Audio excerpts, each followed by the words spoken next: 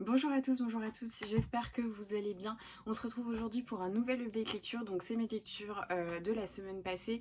J'ai eu plutôt une bonne semaine de lecture en ce moment, j'ai vraiment un bon mood de lecture, je suis assez contente, je lis plein de choses et j'ai surtout pas mal de très bonnes lectures et très dernièrement j'avais toujours un petit peu un truc à redire sur mes lectures, enfin pas pour toutes, mais voilà, il y avait toujours un petit bémol. Là, c'est plutôt un très bon bilan, donc je suis contente de vous présenter tout ça. Il y a un petit peu de tout à nouveau en genre, donc on a des romans un petit peu album jeunesse, du policier cozy mystery, du fantastique un peu morbide jeunesse, et puis un roman historique que du coup j'ai pas en physique, mais j'essaierai de vous mettre la photo, mais j'y arrive toujours pas parce que je suis toujours aussi nulle en montage.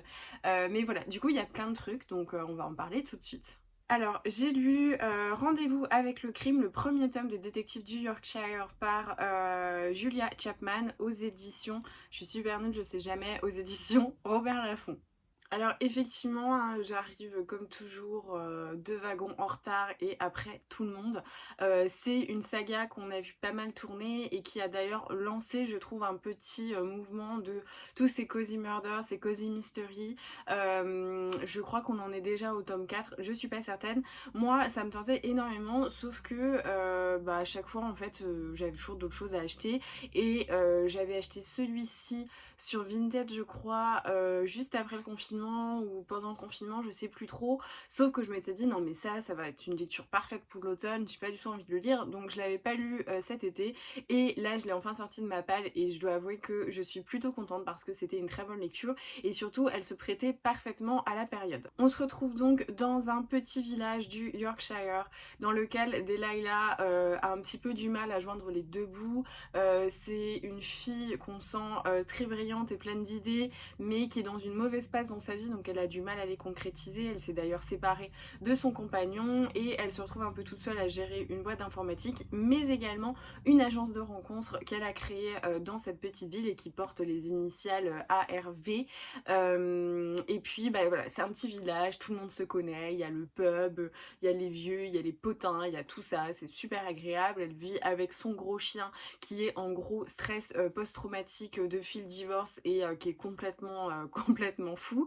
Et un beau jour, une mystérieuse moto débarque et on sent que tout le monde s'affole, tout le monde comprend que, enfin on comprend que c'est un personnage un peu particulier qui revient et c'est donc le grand retour dans son village d'enfance de Samson qui n'est pas très bien accueilli parce que la dernière fois qu'il est venu, eh bien il s'est disputé avec son père jusqu'à en venir aux mains.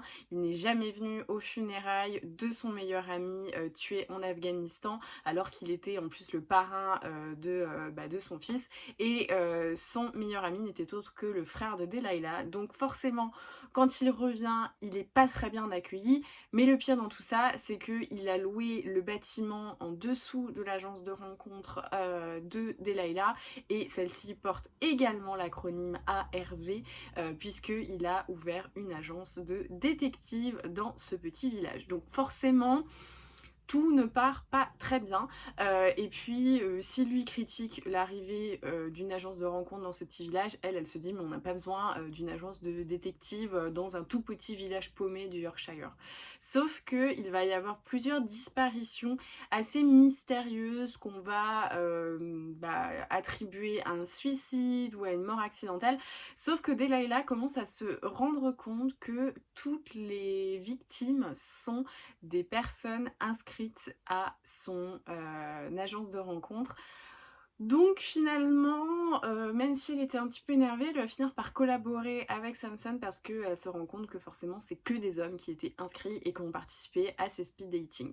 On va avoir du coup la résolution de cette enquête, mais on a également tout le côté ambiance et un peu, pas intrigue de second plan, mais voilà, on va suivre Samson qui va se retrouver avec son père, et il y a des petites histoires annexes forcément. On suit aussi Delilah par rapport à tout ça, et en fait il y a plein comme ça de personnages différents. Moi j'ai trouvé ça plutôt chouette. Alors, je l'ai déjà dit en vlog, moi je ne lis pas de policiers, je ne lis pas de thriller, je lis pas tous ces trucs là. Donc quand j'ai une petite enquête assez douce voilà, qui est pas, je sais pas, enfin on n'est pas dans du esprit criminel, pas du tout, c'est un peu la seule rêve que j'ai, bah ça me va très bien. Donc après je sais pas si, les gens qui lisent beaucoup de policiers apprécient ce genre de saga, mais moi les cozy mystery j'adore parce que, c'est ce que j'appelle souvent des romans d'ambiance. Vous êtes plongé dans ce petit village où tout le monde se retrouve au pub, pour prendre, une bière et puis des repas, super chaleureux, genre, une grosse choucroute ou un truc comme ça. Ils sont toujours en train de manger, ils sont toujours en train de boire, avoir du monde, ressasser des souvenirs de famille, de village et tout ça. Et j'aime beaucoup en fait cet ancrage et cette ambiance qui voilà, pour moi c'est vraiment le gros point bénéfique de tous ces romans dits cozy mystery. Donc j'ai trouvé ça vraiment sympa. La petite enquête, elle était pas mal, franchement c'était pas mal.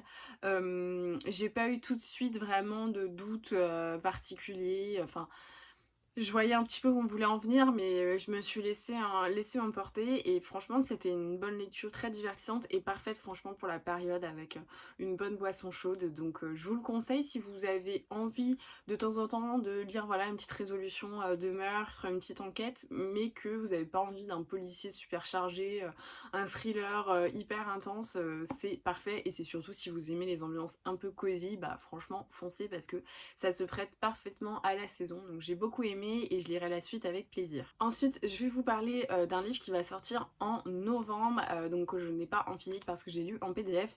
Dans le cadre des lectrices Charleston, on va lire le tome 3 de La Villa aux étoffes. Et je sais pas si vous vous souvenez, mais le tome 1, c'était celui-ci. Je vous en avais parlé peut-être juste avant l'été à mon avis et j'avais adoré cette saga. Alors c'est une grosse brique à chaque fois, c'est du 600 pages, mais j'avais dévoré ce premier tome dans lequel on suit Marie qui était une jeune domestique qui allait du coup commencer ses services au sein de la famille Melzer, une grande famille d'industriels du textile. Et donc c'était un petit peu, vous savez, toutes ces histoires dans des grandes demeures assez riches, dans lesquelles il y a une multitude de domestiques, il y a des histoires entre les domestiques et les employeurs, il y a toutes les histoires personnelles qui reviennent dans un contexte historique. Donc là on était, je crois que c'est en Poméranie, mais je suis pas sûre, c'est peut-être pas encore la Poméranie. Bref, Pologne, Allemagne ou un truc comme ça, au début du XXe siècle, où la guerre se prépare tranquillement. Et j'avais vraiment beaucoup aimé cette histoire avec voilà, tous les personnages de la famille et les domestiques. Et c'était vraiment très chouette. Et d'ailleurs, ils avaient dit que c'était une saga historique poignante digne de Downton Abbey et j'avais vraiment adoré. Donc là, puisqu'on doit lire le tome 3 dans le cadre des lectrices Charleston, on nous a envoyé le tome 2 en PDF qui sort le 18 novembre je crois. J'essaierai de vous mettre de toute façon un plan avec la date de sortie pour avoir une information un petit peu plus précise. Mais j'ai adoré ce tome 2 qui franchement était génial. Donc on suit toujours la famille Melzer, mais là dans un cadre un petit peu plus particulier puisque c'est la Première Guerre mondiale et donc les hommes et notamment Paul va être envoyé, donc Paul le fils aîné de la famille Melzer va être envoyé à la guerre et on va suivre du coup beaucoup de choses puisque les personnages auront pas mal évolué, il va y avoir certaines grossesses qui vont intervenir au sein de la famille Melzer. Je vais pas vous le dire parce que ça vous donnera des petites indications sur le tome 1. Et j'ai trouvé, honnêtement, ça m'a fait un petit peu penser dans l'ambiance, dans la construction, avec, vous savez, ce millefeuille familial et la guerre. J'avais l'impression d'être dans Guerre et Paix avec bah, alors, pas non plus hein, dans le génie de Tolstoï hein, quand même, mais c'était voilà la saga familiale et historique où on suit tous ces personnages, où on a la guerre qui intervient, on a un gros ancrage historique, on apprend pas mal de choses, il se passe plein de choses entre les personnages, certains s'effacent, d'autres arrivent, enfin c'est juste d'une richesse incroyable. Donc si vous cherchez une saga historique, familiale, quelque chose voilà, à lire là pendant l'hiver où c'est assez lent, mais en même temps il se passe plein de choses, mais voilà, c'est pas un roman d'action, clairement c'est un roman historique. Si vous avez envie de ce genre de choses, je vous conseille franchement de vous tourner vers la saga d'Anne Jacobs, parce que moi je trouve que c'est super bien, c'est super sympa, Ça se dévore, le tome 2 faisait 622 pages je crois, j'ai dû lire en 2 jours, honnêtement. Je le prenais le soir, je l'ouvrais, je lisais 300 pages sans m'en rendre compte. En 2 jours c'était terminé. C'est vraiment une saga géniale. Et alors la couverture du tome 2 qui va sortir, elle est mais magnifique. Donc voilà, si vous voulez roman historique, saga familiale avec de la guerre, des histoires entre les domestiques et les employeurs, des secrets de famille un petit peu enfouis et tout ça, prenez La Villa aux étoffes parce que c'est trop bien. Dans un style différent, j'ai lu L'étrange vie de Nobody Owens par Neil Gaiman aux éditions Albin Michel. Alors ça fait super longtemps que j'ai envie de lire ce livre pour celles et ceux qui connaissent pas trop Neil Gaiman. Il a fait notamment Coraline qui a été adaptée au cinéma par les modélistes de L'étrange Noël de Monsieur Jack. C'est vraiment sublime. D'ailleurs, si vous cherchez un petit film comme ça qui change de L'étrange Noël de Monsieur Jack ou des Tim Burton pour la période un petit peu halloweenesque, n'hésitez pas à regarder Coraline parce que c'est un de mes films préférés. Mais voilà, j'aime beaucoup Neil Gaiman, j'aime beaucoup son imaginaire qui est, je trouve, assez proche de Tim Burton en termes de voilà d'imagination, de trucs toujours un petit peu entre le glauque et le merveilleux. Bon, c'est un peu bizarre à dire, mais c'est un peu cet univers. Et donc ça faisait super longtemps que j'avais envie de lire L'étrange vie de Nobody Owens qui me tentait énormément. Déjà la pochette elle est sublime, enfin je trouve que le travail éditorial qui a été fait par Albin Michel est vraiment très chouette. En plus de ça on a on a des illustrations à l'intérieur et je trouve ça assez sympa parce que souvent les illustrations sont réservées aux très jeunesse. Enfin je trouve au middle grade, donc voilà, début de lecteur quand on a passé les albums jeunesse, mais pas trop pour les lectures un petit peu plus adolescentes. Donc j'étais contente de retrouver vraiment des jolies illustrations au milieu du livre. Mais bref, de quoi ça parle? Eh bien, on suit en fait un soir un petit peu brumeux et sombre dans une demeure assez riche, un Jack qui vient tuer une famille de manière méthodique, froide, glaçante. Il tue les parents, il tue l'enfant et ensuite il s'apprête à aller tuer le bébé, sauf que le bébé de 1 an s'est enfui. Il a rampé jusqu'au cimetière vers lequel il a rencontré une civilisation fantôme qui va du coup voir ce petit bébé presque cul nu dans un cimetière. Donc ils vont se dire mais mon Dieu que fait ce vivant là en plein milieu. Et l'esprit de la mère, avant de passer on va dire la barrière entre vivant et mort, va demander à la famille, au couple Owens, donc décédé et fantôme, de sauver leur enfant qui est du coup pourchassé par le Jack qui veut finir le travail. Et donc la famille Owens va adopter ce petit vivant en comprenant pas trop pourquoi ils le voient. Enfin voilà, on comprend pas trop ce qui se passe, eux non plus, mais en tout cas l'instinct maternel de Madame Owens va faire qu'elle va protéger cet enfant et du coup le prendre sous sa protection et l'adopter. On se rend donc compte qu'il y a un fonctionnement particulier puisque les fantômes vivent à l'intérieur du cimetière et très peu en fait sont autorisés à aller à l'extérieur. Donc il y a l'intérieur et l'extérieur et donc le jeune Owens va grandir dans ce cimetière. Pourquoi Nobody? Parce que personne ne savait qui c'était et du coup ils l'ont appelé Nobody Owens, donc son petit surnom c'est Bud. Et donc on va suivre l'enfance de Bud dans ce cimetière qui va du coup suivre un enseignement un peu particulier. On va pas lui apprendre les maths ou toutes ces choses-là. On va lui apprendre les attributs d'un fantôme, comment faire de l'épouvante, comment s'éclipser, comment voilà, pouvoir murmurer. On va également lui apprendre l'histoire, mais du point de vue de tous les personnages historiques qui vivent dans le cimetière, donc avec voilà, des subtilités que l'histoire n'a pas pu raconter, que seuls les morts connaissent encore et gardent dans leur tombe.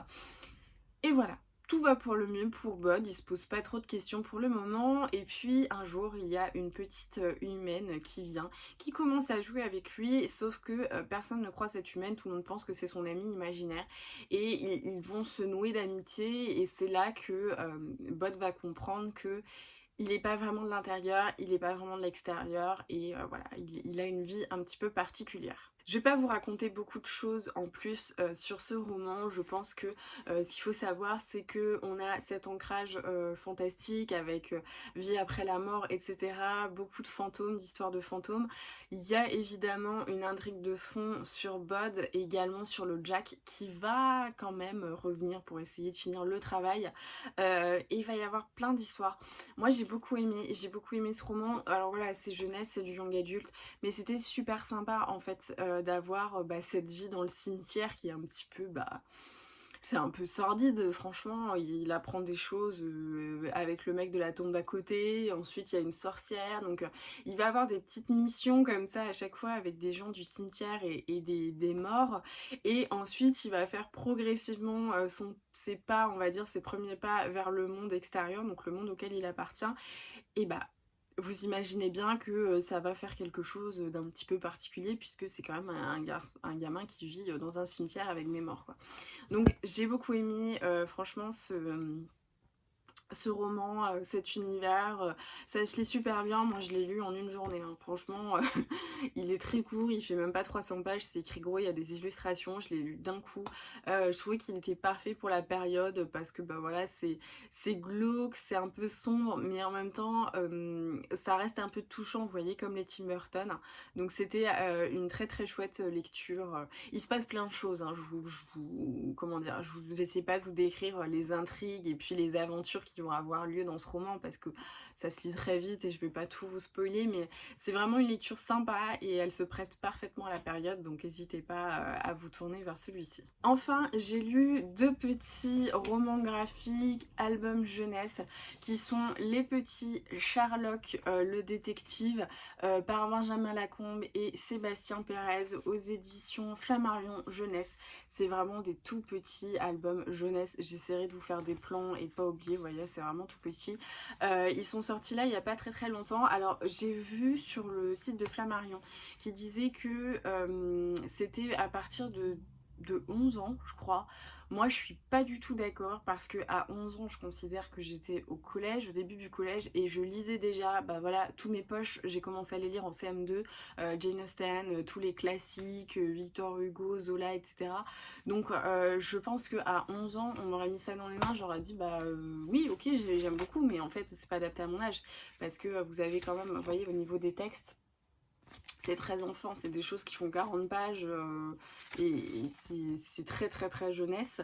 Donc je pense qu'à partir, je sais pas trop à partir de quoi on sait lire, mais je dirais 6-7 ans, enfin accompagné ou seul, j'en sais rien. Donc voilà, mais je pense que avant le collège, vous pouvez du coup les offrir. Alors évidemment, hein, avant le collège, vous pouvez les offrir, mais même après à 25 ans, hein, la preuve, parce que j'adore Benjamin Lacombe, je pense que je vous le dis tout le temps et que vous êtes au courant. Chez moi, ça tourne au culte Lacombe, hein. D'ailleurs, j'ai préparé des badges si vous voulez faire partie de l'équipe des fans inconditionnels de Benjamin Lacombe. Donc quand j'ai vu qu'il y avait Benjamin Lacombe, chat et Sherlock Holmes, donc ce combo, je me suis dit il va être absolument parfait, il faut que je les lise, et mon papa me les a gentiment commandés pour me faire la surprise. Donc j'ai découvert les aventures de Sherlock et le postulat de départ, c'est que un chat a 9 vies. Dans chacune de ses vies, Sherlock se réincarne dans une époque et une ville différente. Donc là on va explorer Londres au tout début, non c'était Paris, on n'a pas d'indication je crois temporelle. Ensuite on a New York dans les années 20 et voilà, je pense qu'il y aura à mon avis très logiquement 9 tomes dans des endroits différents, et donc le petit Sherlock à chaque fois va avoir à résoudre certaines enquêtes. À Paris, ça va être sur la disparition des souris, il va se rendre compte que toutes les petites souris ont disparu et il trouve ça très très bizarre. Et à New York, eh bien il va rentrer dans un gang entre chats et chiens un petit peu mafieux et essayer de résoudre le mystère très important sur l'empoisonnement des croquettes pour chiens. Vous l'aurez compris, c'est très jeunesse, c'est très mignon, c'est très touchant. La force pour moi là-dedans, clairement, c'est l'humour de Sébastien Pérez et les illustrations de Benjamin Lacombe. voilà, c'est pas une lecture, incroyable, enfin, je sais pas comment vous dire, mais moi juste j'apprécie, j'aime, quand j'aime un artiste quel qu'il soit musicien, écrivain, dessinateur, j'aime bien aller jusqu'au bout des choses et connaître en fait toute, l'étendue de leur talent sur, plus ou moins de sujets. Donc évidemment que j'allais lire du Sherlock, même si c'est pour un gamin qui a 5 ans, c'est pas grave, j'allais le faire, c'est sûr. Mais en tout cas, c'était vraiment, très, très mignon. Donc est-ce que je vais continuer de les acheter? Bah oui, évidemment. En plus, je tiens à dire qu'ils sont à 8,50 €, donc ça fait toujours plaisir, pour moins de 10 € de ramener un petit morceau de Benjamin Lacombe et surtout Sherlock quoi. C'est juste trop mignon, je vais vous mettre des planches, mais voilà, c'est trop mignon. Voilà, cette update lecture est donc terminée. J'espère que ça vous aura donné des idées de lecture, de vous engager sur une saga historique et familiale ou sur des petites enquêtes, qu'elles soient au beau milieu du Yorkshire ou réalisées par un chat ou encore d'aller traîner dans un cimetière un petit peu froid avec des fantômes. En tout cas, n'hésitez pas à me dire en commentaire si certains ouvrages vous intéressent et si vous pensez que vous allez craquer ou les rajouter à votre wishlist. Dans tous les cas, je vous souhaite de très belles lectures. Merci d'avoir regardé cette vidéo et à très vite.